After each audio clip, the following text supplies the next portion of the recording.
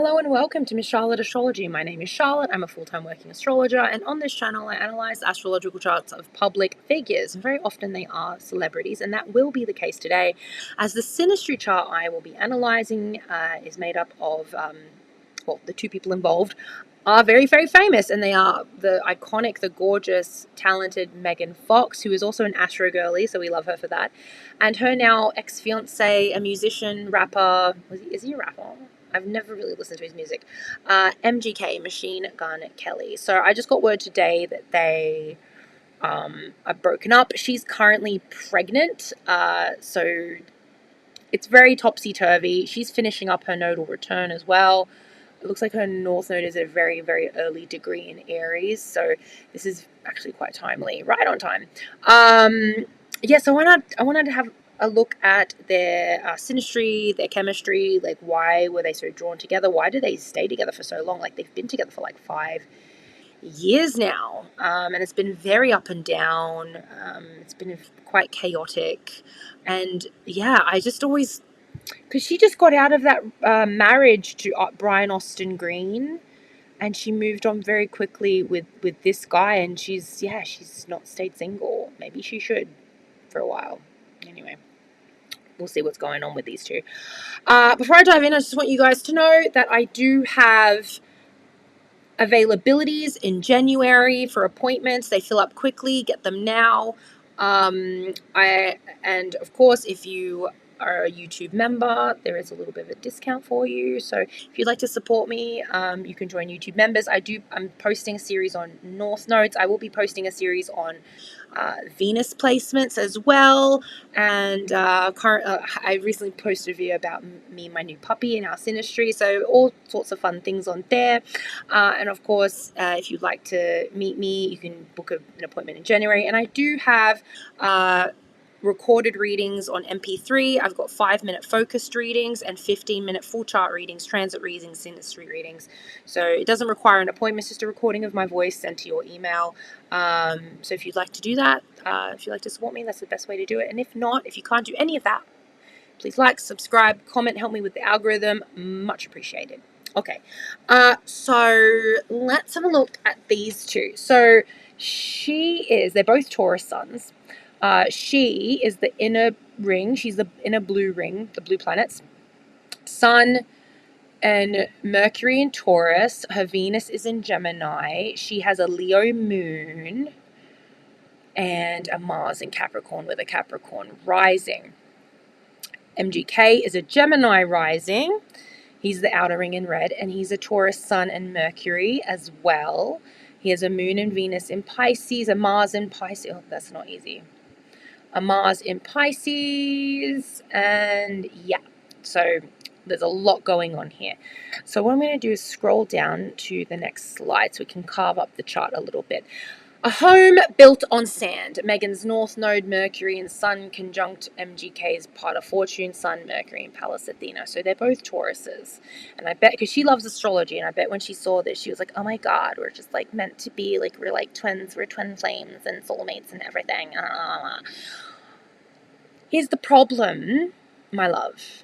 The houses are not great. And I know that like conjunctions can indicate, like, especially when they're like this, like a Mercury conjunctions, like their minds, like they think alike, like it's almost like a psychic mental connection. They can communicate without words. Like that's how close this bond is. Like there's a real friendship here.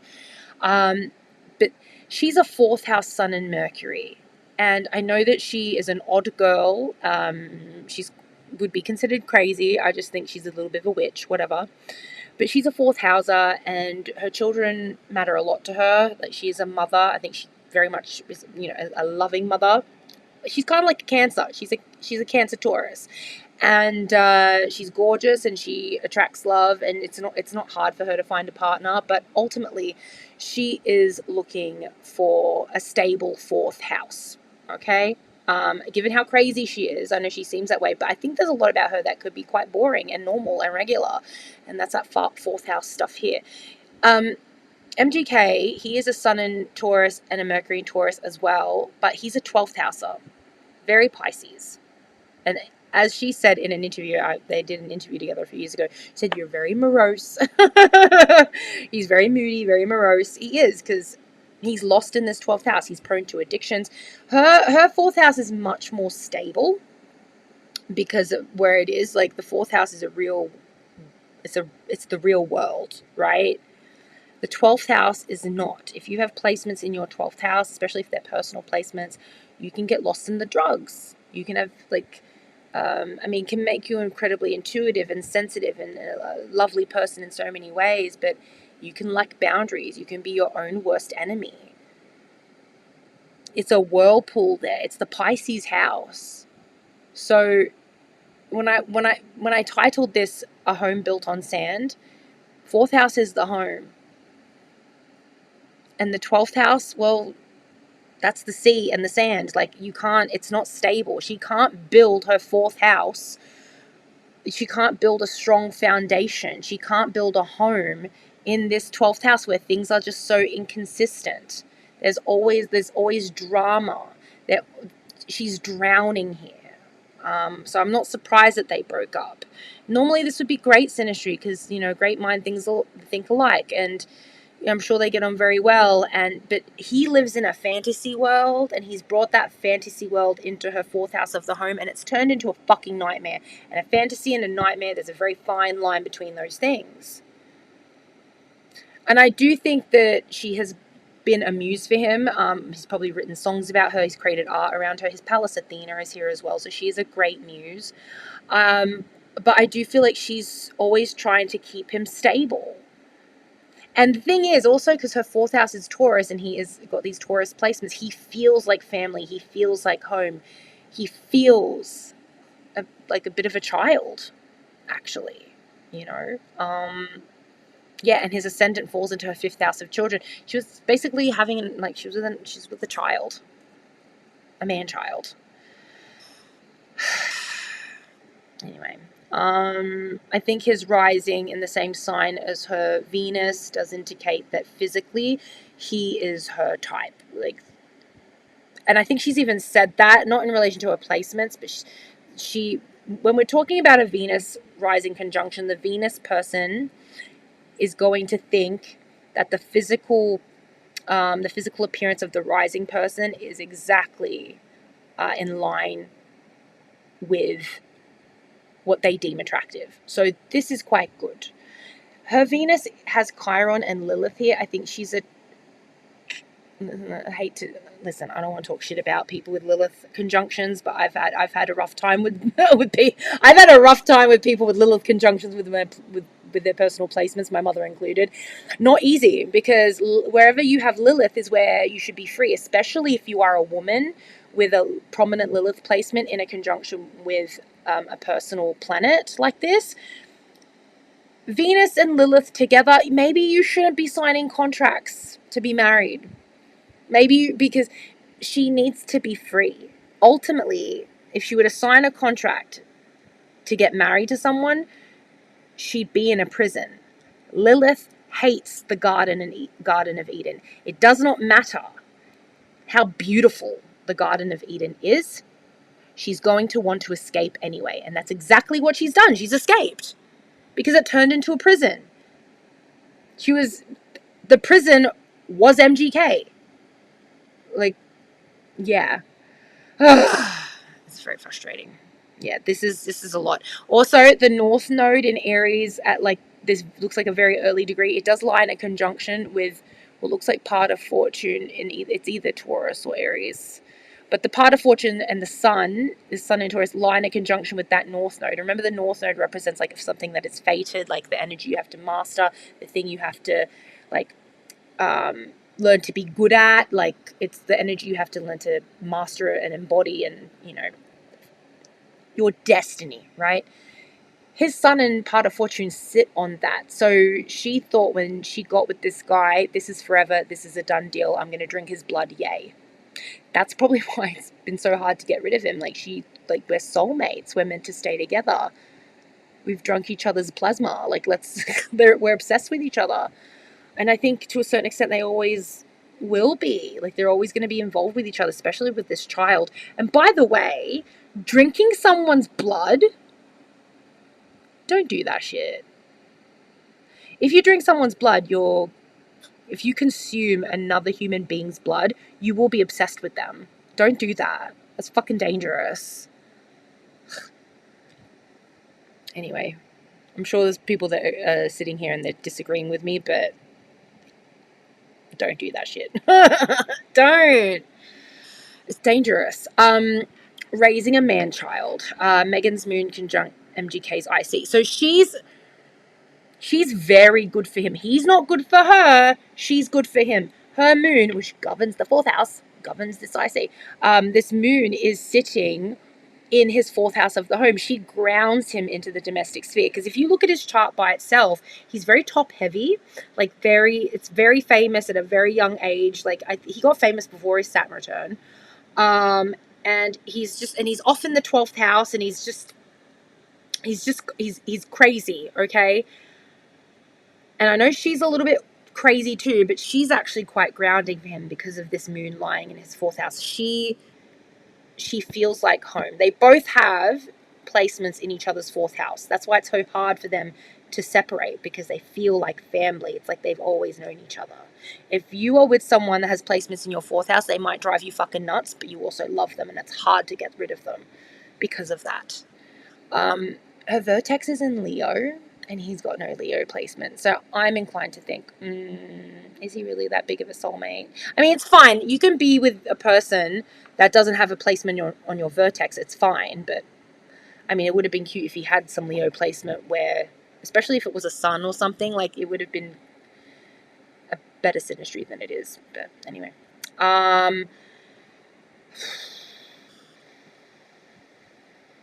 She raises him like a child, definitely, with that. Come home, stay home, be a daddy. Descendant in Cancer. Her descendant is in Cancer. He has Jupiter here. Jupiter is the husband, but he has it with Chiron. It's a wounded husband, a husband that is not good at being a husband. Potentially he's got some insecurity or wounds around marriage. It is in her 6th house, but it plays into her 7th house. So, usually this is good, having Jupiter play into the other person's 7th house, just because it's an expansive, happy planet. And it's the husband planet, and it's playing into the 7th house of partnership. It can be very rich, happy, exciting, wonderful, adventurous relationship. However, you got to remember, Jupiter is not a personal planet. It's a nice abundant energy. Like, it does contribute to them having a very, at some point, I'm sure they had a very happy life together. But Chiron is here, and Jupiter just expands that Chiron. It expands that wound and tears it up. He's a bit of a wounded husband. So, yeah, not a great husband. Disappointing husband. Or he might even feel that way.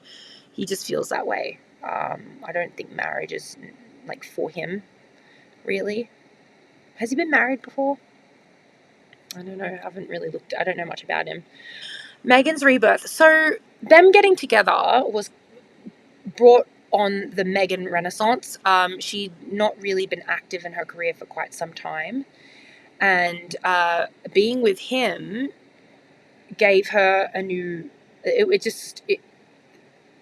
was enhancing her mystique, right? It did really, she did well. Her image did really well being with him, and divorcing that guy and getting with MGK. His Pluto's up here. I mean, Pluto does govern Scorpio, so them coming together with both of their Plutos on her midheaven just enhances her mystique, her sexiness, her bad girl kind of image.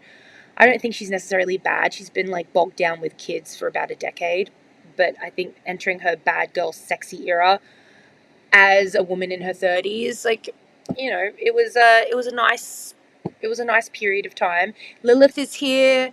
It kind of suits her to have all this malefic up here. I mean, normally, if someone had their Lilith on someone's midheaven in a synastry, similar to Meghan and Harry, they have each other's Liliths on each other's midheaven, there is disgrace. It doesn't disgrace her too much. I think it's a bit embarrassing. I think when they're together, they're a little bit, tongue happy, and it's a bit embarrassing. Normally there is a bit of disgrace with both Pluto and and Lilith up here, but because it's Scorpio, it just, like I said, it just enhances and perpetuates that mystique. Like she's this sex pot and she's with this bad boy. Like it works. If she had any other midheaven, if she had a more wholesome midheaven like Virgo or Taurus, it would probably be a bit more funky. But this actually helps her in her image. Being with him was good for her image. And she has a part of fortune not too far away as well. So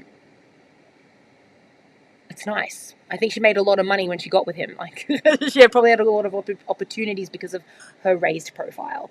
Her Saturn is in the 11th, so that's a bit of public disgrace, which she suffered through unfairly. Her career kind of died for a while. When you have Saturn in your 10th or 11th house, there may be some reputational disgrace. Hers is specifically with co-stars, colleagues. I know, who was that director? That's a bit of a prick. Michael Bay. He's a colleague or a boss even, and she had trouble with him. And trouble with like men, trouble with father figures, trouble with the network, trouble with colleagues. Like that's Saturn in the 11th. That plays into MGK's descendant. So being with her is very restrictive on his friendships, on his partnerships. Being with her means he's going to have to mind his manners. He's going to have to cut some people off. And it's not necessarily by her command, because Saturn is not a personal planet. It is a generational planet. It's an energy. It's environmental. Being with her, just environmentally, like just being within her presence means that a lot of people are going to get cut off. Or just shoot away. People are going to be leaving his life. So I can imagine that's a difficult thing having to deal with. Her Juno is it. She really should not be married. She's got Lilith with her Venus, and she's got Juno with her Saturn, so she's got lots of lessons around marriage. Public marriages is that at that in the 11th house. And the Uranus as well. It's kind of like she's not very. Even though she did the traditional thing of having kids, like her relationships are not with traditional dudes. Like the first dude she got with was already a very famous guy, and he was way too old for her. And then they kind of they shacked up really quickly. She wasn't with a boy her own age, so I guess in a way that's kind of alternative and different. And then with this guy who's a little bit younger than her, he's just an oddball. Like these are very, very strange choices. Very out of the box, actually. So yeah. Restricting freedom. Another restrictive placement. So she restricts him in that 7th house. He restricts her as well. And her Mars as well. Saturn governs Capricorn. So yeah, Saturn governs Capricorn. So it's not the worst placement. I think having to be with her, it's going to make her even more responsible, which I don't necessarily think she's going to enjoy. Being with him, it's not like he's teaching her how to be more responsible consciously. He's so messy. She's probably had to clean up his messes. He himself is so messy and exhausting that she's had to become more orderly and more like a mother and more responsible. And being Capricorn rising, that's already a placement where you have to grow up very quickly. And she got into this relationship with this young, hot guy to go, have all this wild sex and be irresponsible and like relive her 20s, the 20s that she lost to motherhood. And then ultimately, she ended up in a relationship with a child. Like he became she has 3 kids already. He became like the 4th child. And in that way, that's very restricting. Mars is a planet, her Mars in Capricorn, it is a very responsible placement. It is, I know she seems insane and messy, but Mars in Capricorn is pretty solid. I think she was keeping him stable for a very long time. I think she felt an immense responsibility towards him.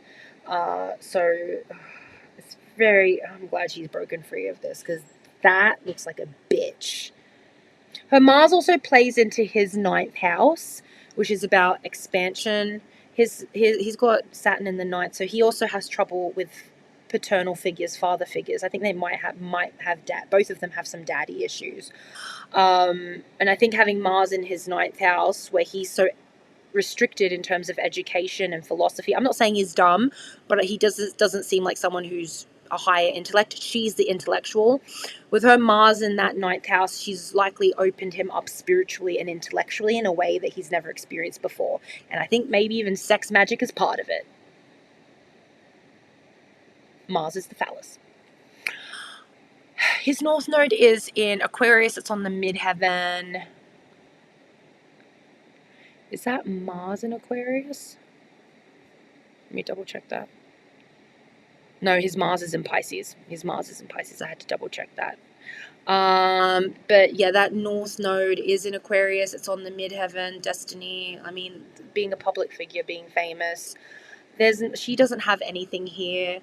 It plays into her 2nd house, sort of. I think it does actually. No. Her 2nd house is Pisces.